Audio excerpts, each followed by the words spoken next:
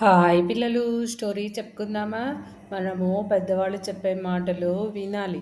వినకపోతే ఏం జరుగుతుందో ఈ మంకీ స్టోరీ ద్వారా తెలుసుకుందాం. ఒక అడవిలో ఒక కోతుల గుంపు నివసించేదన్నమాట. దానికి లీడర్ కపినాథుడు. అందులో కేసరి, తిమ్మన అనే రెండు కోతులు కూడా ఉండేవి. ఆ అడవి దగ్గరలోనే ఒక గుడి ఉండేది. అక్కడికి చాలా మంది భక్తులు వస్తూ ఉండేవాళ్ళు. ఆ భక్తులు వేసే అరటి పండ్లు, కొబ్బరి చిప్పలు తినేసి కేసరి, తిమ్మన్న కడుపు నింపుకునేవి.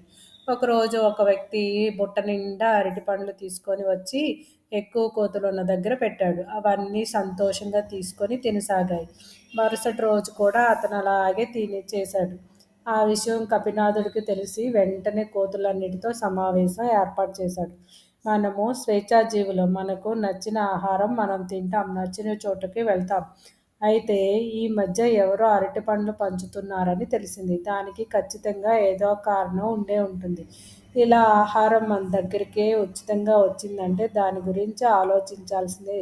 మీరంతా జాగ్రత్తగా ఉండండి అని హెచ్చరించింది. ఆ తర్వాత రోజు కూడా అరటిపండు బుట్ల పెట్టాడు ఆ వ్యక్తి.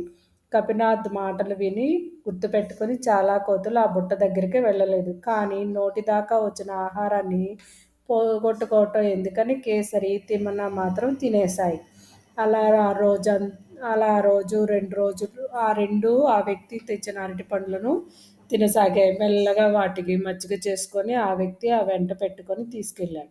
కొబ్బరికాయలు తెంపటం, విన్యాసాలు చేయటం ఇలా రకరకాల విభాగాల్లో వాటికి శిక్షణ ఇచ్చాడు. పాపం ఎంత పని చేసినా సరిగ్గా తిండి కూడా పెట్టేవాడు కాదు. ఆ పని చేయలేక చాలా నీరసించిపోయేవి.